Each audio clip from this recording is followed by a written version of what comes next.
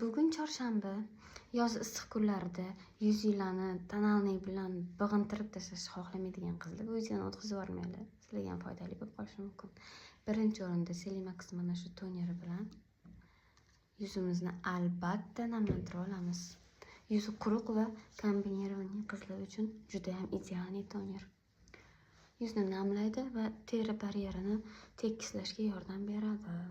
Endi roundlabni mana bu SPF ni suramiz. Bu SPF yuzga yengil ton beradi, yuzni namlantiradi va glow effekt berar ekan.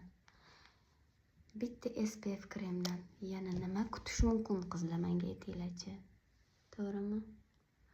Yoz issiq kunlarida tonalniy surish xohlamaydigan, lekin yuzlari tekis silliq bo'lib turadigan qizlar uchun mana qizlar, ko'ryapsizlarmi? Yuzimni qanaqa namlab, yaltillatib qo'ydi. Xohlasanglar endi ustidan yengilgina makiyaj qilsanglar ham bo'ladi. Такой pomada, tush deganlaridek. Mana bir dona SPF kremining ustidan yengilgina makiyaj qilib oldim. Tonalniy surmadim. Buni o'zi yengil ton beradi, yuzlarni yaltillatadi. Yozgi makiyaj uchun ikkalasi просто идеальный kombo. Mahsulotlarni qayerdan zakaz qilishinglarni opisaniyada qoldiraman.